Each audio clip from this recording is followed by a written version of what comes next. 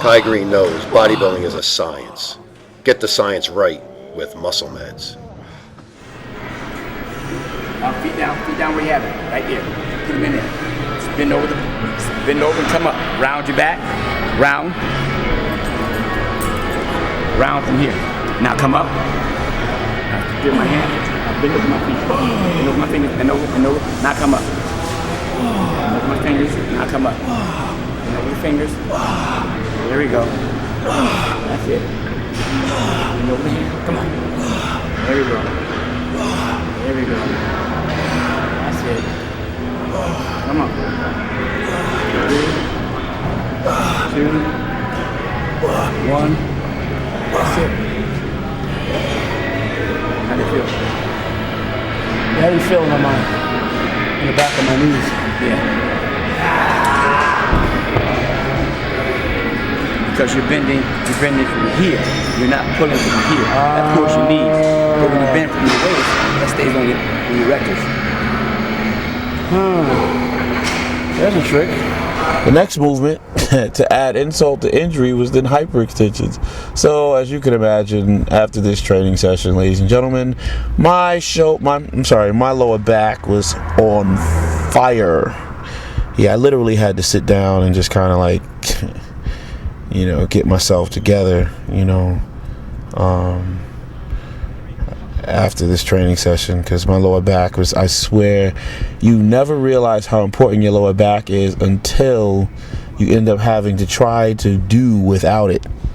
If you ever injure your lower back, you'll realize that thing there speaks to every movement you could possibly imagine. Raising your arms, putting your arms down, walking, talking, going to the bathroom on your own, to have to do so without, or with some kind of compromised situation going on in your lower back, you'll learn to appreciate them so much more. Very, very important. So anyway, I'm doing these hyperextensions, and they are helping me actually develop a little bit more in the way of muscularity development and conditioning back there. Yeah, what he was pointing out to me was a lot of times, when a person bends over, you have options when you make certain movements. What can look like, a movement, is not necessarily the same movement.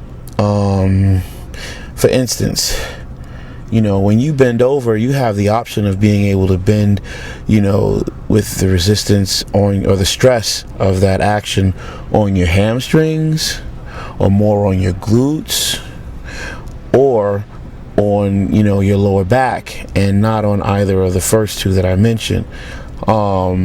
If you notice, the first time that I set up to do that movement, automatically my unconscious mind clicked in to try to do it in a way that made my mechanics feel, or with mechanics that I felt more comfortable with, and that meant that I automatically tried to put it in my glutes and my hamstrings. Charles saw that and began to give instruction,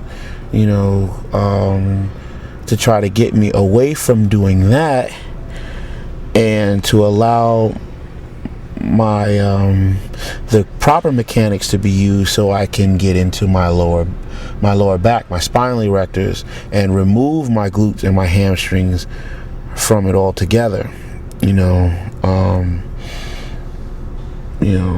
So that was a little bit of a challenge for me, because originally I've spent a lot of time trying to learn how to do a movement like that with respect to developing my glutes and hamstrings. And I guess almost the lesson here is that that would have, to do that and allow that to dominate my training, has also been maybe at the expense of developing the lower back, my spinal erectors, from what they could be. So in an effort to get more detail and development, to stick out there, you had to rework the mechanics just a little bit, and that's what you end up seeing Charles instruct me to do. So what he's doing is he's trying to get me to take the intensity of the movement, the action itself, out of my glutes and my hamstrings and actually allow, for my spinal erectors to come online more than they would have been if I allowed my glutes and hamstrings mechanics to dominate. So then you came back tonight. Yep, tonight. Well, I had cardio to do, and I also, I had abs to do, and I just wanted to take some time to go into my mind and actually walk through, posing. When you're on stage by yourself posing, and when I'm talking now about posing, I'm not talking about, pretty transitions and awesome dance moves in combination with, doing your mandatories or executing variations of mandatory poses. Now what I'm talking about is the basic fundamental mechanics of hitting a shot, hitting your basic mandatory shots when in the comparison round for comparison judging, so with that, I use a series of movements, by myself that just allow me to kind of walk through my mental checklist that I'm using when I'm on stage to try to, work the mechanics of hitting every shot, glute work and hamstring work and calf work speaks to every shot from the rear, and your three-quarter side shots when on stage. Your radial bicep, your rear lat spread, your side tricep, your side chest, and when you're on stage without a mirror in front of you, your checklist has to be internal.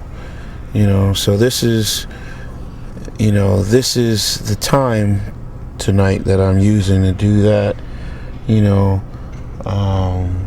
The seated calf raise to me is the beginning of your side chest and side tricep.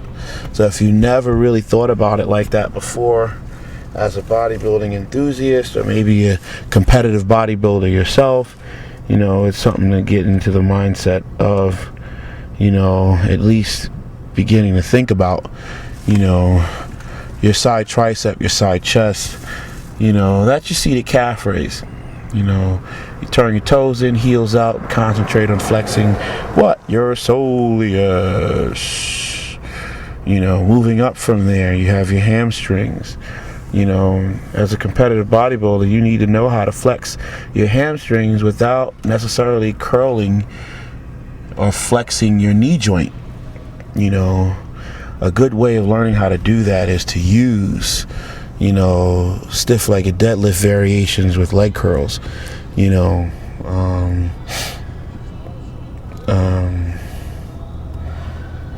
I think I'm saying too much. But anyway, yeah, that's kind of what's happening through that. And actually, we're working our way up through that. So you've got some glute movements going on, which talk about the mechanics of when you're flexing your glutes on stage. A lot of people may not know how to flex their glutes, but if you look at how Silvio Samuel executes a radial bicep shot, there's really a lot to be learned by watching a gentleman like that do it. The mechanics are femur bones, knees out, accentuating the X factor thing that you hear everybody talking about now. And at the same time, because your glutes are an intermediary between those two femur bones, that causes muscular activity to occur, a contraction, if you will. So once you've already flexed your calves and your hamstrings and glutes, then the next place is going right on up through there. Your spinal erectors, your lats, traps, rear delts, all of that. Then you finish with your arms. So anyway, basically that's what you see me kind of working out in my mind through this impromptu kind of walkthrough at night. Again, it's not one of those things to see like, a tremendous amount of weight being hoisted around the gym, but it's definitely one of those, mental exercises that just serves as an example of some artist or craftsman just sharpening their skills or sharpening their tools. You're gonna need them when you go into the gunfight. So that's what that is.